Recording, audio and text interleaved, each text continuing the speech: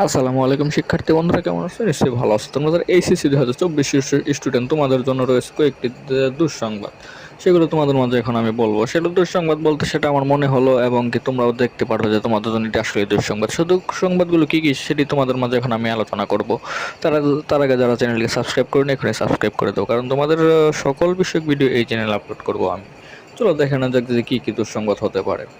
হ্যাঁ, তোমরা দেখতে পারবা যে যেসব একটা কয়েক ২ দিন আগে একটা নিউজ শিক্ষা মন্ত্রণালয় থেকে দেওয়া হয়েছে যে যেসব এলাকায় বন্যা হবে সেই এলাকায় পরীক্ষা স্থগিত থাকবে, কিন্তু বাকি বোর্ডগুলোতে পরীক্ষা হবে, যেসব এলাকায় বন্যা হবে না। কিন্তু তোমরা একটা জিনিস খেয়াল করবে যে তোমাদের যেসব এলাকায় বন্যা হলো তারা পরীক্ষার, হ্যাঁ, একাডেমিক পরীক্ষার সময় একটু বেশি পেলে, প্রিপারেশন বন্যার মধ্যে কি এরকম নেবে এটা তোমার ব্যাপার। অনেকেই তো বই বই ভিজিয়ে টিজে যাবে বন্যার মধ্যে, কিন্তু তোমাদের প্রিপারেশন যেমনই হোক।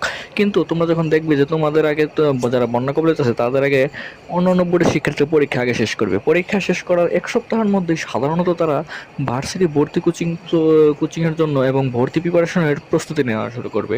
কিন্তু তখন একদিকে শিক্ষার্থীরা ভর্তি প্রিপারেশন নিচ্ছে, অন্যদিকে শিক্ষার্থীরা একাডেমিক পরীক্ষার জন্য প্রস্তুতি নিচ্ছে। যখন একাডেমিক পরীক্ষা শেষ হবে যে বন্যা কবলিত এলাকায়, তখন তারা ভার্সিটি প্রিপারেশন শুরু করবে। কিন্তু বা কোনো ভার্সিটি বিশ্ববিদ্যালয় কিন্তু বলবে না যে আমরা বন্যা কবলিত পরীক্ষার্থীদের জন্য আলাদাভাবে পরীক্ষা নেব, সকল পরীক্ষা একসাথে নিবে। তো যখনই পরীক্ষা নেক, যদি পরীক্ষা ভার্সিটি পরীক্ষা ১ মাসও পিছিয়ে নেয় তুলনামূলকভাবে, তাও দেখা যাবে কি যারা পরীক্ষা আগে শেষ করছে তারা সময় বেশি পাচ্ছে, এবং তোমরা যারা পরীক্ষা পরে শেষ করেছো মানে বন্যা কবলিত এলাকায় তোমাদের পরীক্ষা পরে হচ্ছে। সো তোমরা অনেক সময় কম পাবা। আর পরীক্ষার পরে যে বিশ্ববিদ্যালয় ভর্তি প্রস্তুতির পরীক্ষার সময়টা কী গুরুত্বপূর্ণ সেটা অবশ্যই তোমরা একটু জানো। সো এখন দেখো তোমরা ভালোভাবে পড়াশোনা চালিয়ে যাও, এবং আগামীতে কী হয় এটা খেয়াল করো। আসসালামু আলাইকুম।